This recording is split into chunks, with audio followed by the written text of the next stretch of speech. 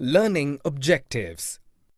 After completing this module, learners will be able to understand and describe why deforestation took place between 1700 to 1995.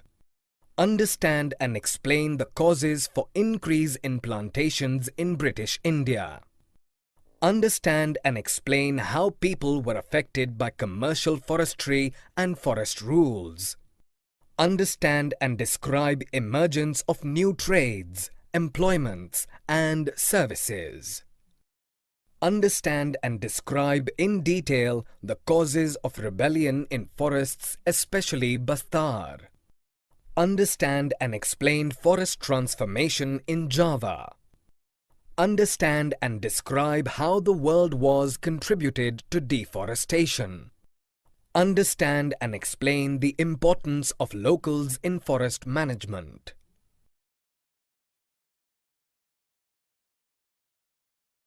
Forest societies and colonialism. Why deforestation?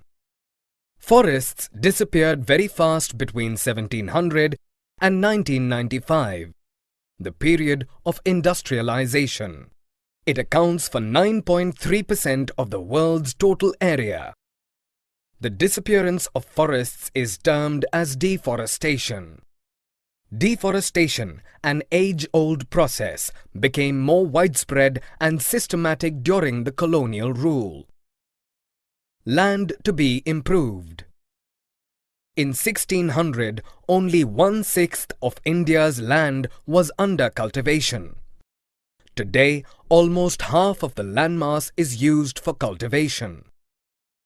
People were clearing forest areas for different uses. But during the colonial period, the British encouraged cultivation of commercial crops like jute, cotton, sugar, and wheat to meet their growing demand in Europe. They brought vast forest areas under cultivation to increase agricultural yield, earn more revenue, and increase the state income. Between 1880 and 1920, cultivated area in India rose by 6.7 million hectares. The British felled trees at a massive scale in India to export timber to England. In 1850s, dense forests were cleared to create clear land to lay railway tracks. Trees were also cut in large numbers to provide timber as fuel for locomotives and for sleepers to hold tracks. Plantations. To meet the growing demand for tea, coffee, and rubber, the colonial government cleared forests and sold the land at cheap rates to European planters to develop plantations. The rise of commercial forestry. To manage and conserve forests, the British government invited German expert Dietrich Brandis. He set up the Indian Forest Service in 1864 and formulated the Indian Forest Act of 1865. He established the Imperial Forest Research Institute at Dehradun in 1906. In 1878, an amendment in the Indian Forest Act of 1865 divided forests into reserved, protected, and village forests. The villagers were not allowed to take anything from reserved forests. These were the best forests. They could take wood only from protected or village forests. How were the lives of people affected? According to villagers, an ideal forest has a mixture of plant species to fulfill the needs of food, fodder, fuel, and timber.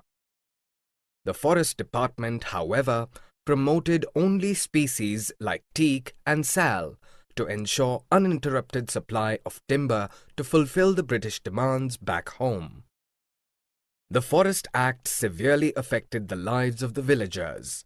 They were forced to steal wood from forests and bribe the forest guards if caught. How did the forest rules affect cultivation?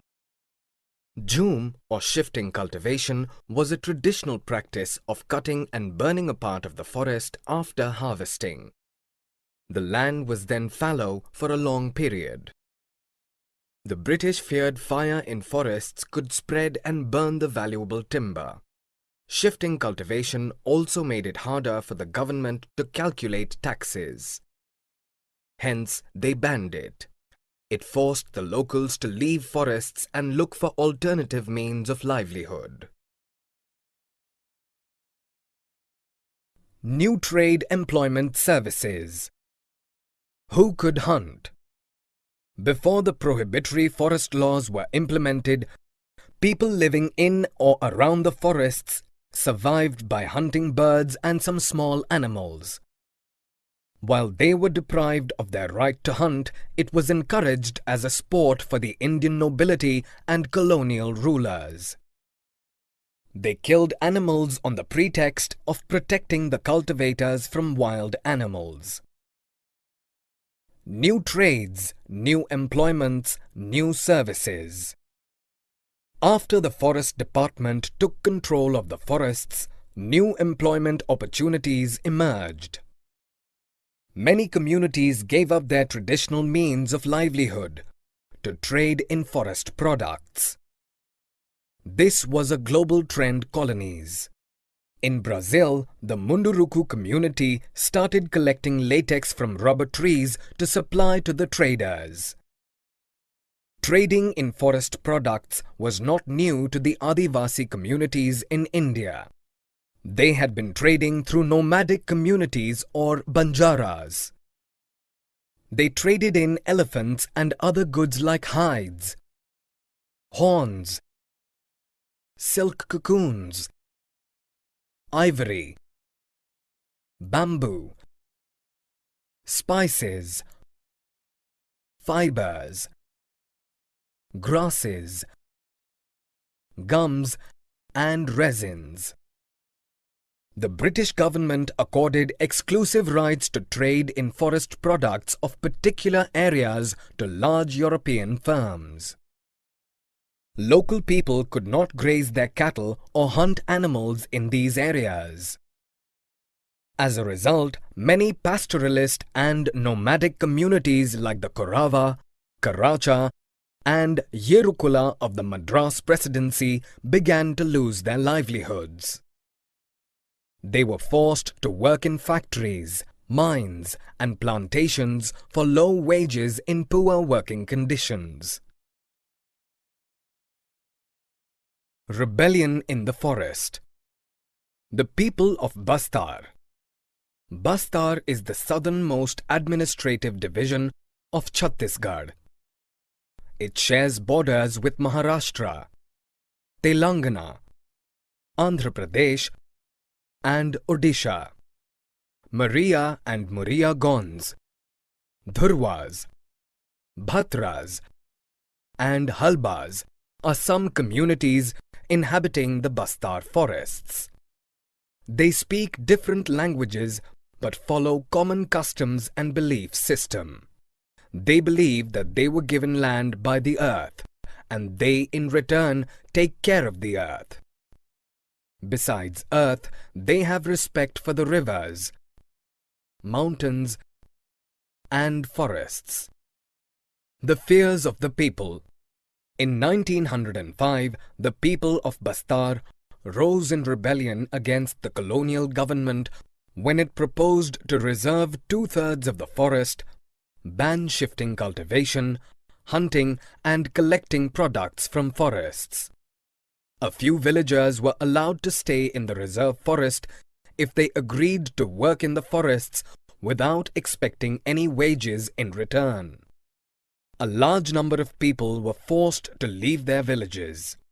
The famines of 1899 to 1900 and 1907 to 1908 worsened the situation.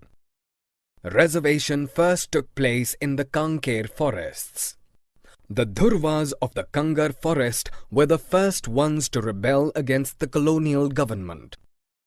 Gunda Dhur from village Nethanar was an important figure of the rebellion. The efforts to negotiate by the Adivasi leaders failed. Their rebellion was suppressed by the British, though in a period of 3 months. The Adivasis achieved partial victory as the reservation work was temporarily stopped, and the area proposed to be reserved earlier was reduced to half. Forest transformation in Java. The woodcutters of Java. The Kalangs of Java, a community of skilled forest cutters and shifting cultivators, rose in rebellion against the Dutch colonizers who took control of the forests and forced the Kalangs to work under them. Unfortunately, their uprising was suppressed. Dutch scientific forestry. The new forest laws introduced by the Dutch colonizers restricted entry of villagers in forests.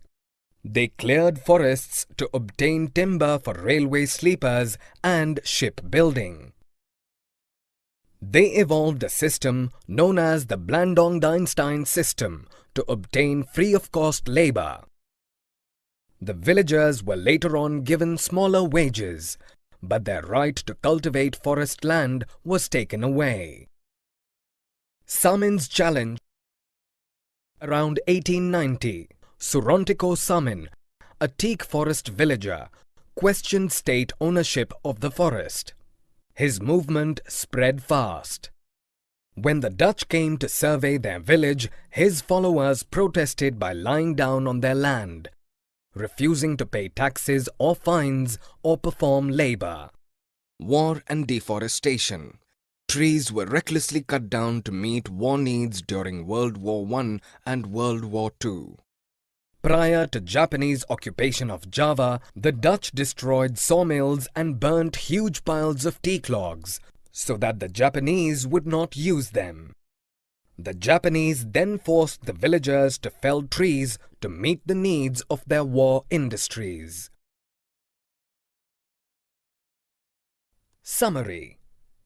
Let us summarize what we have learned. Forests disappeared very fast between 1700 and 1995, the period of industrialization. The British felled trees at a massive scale in India to export timber to England and lay railway tracks in India. An amendment in the Indian Forest Act of 1865 divided forests into reserved, protected and village forests. The Forest Act severely affected the lives of the villagers. A ban on jhum or shifting cultivation forced the locals to leave forests and look for alternative means of livelihood.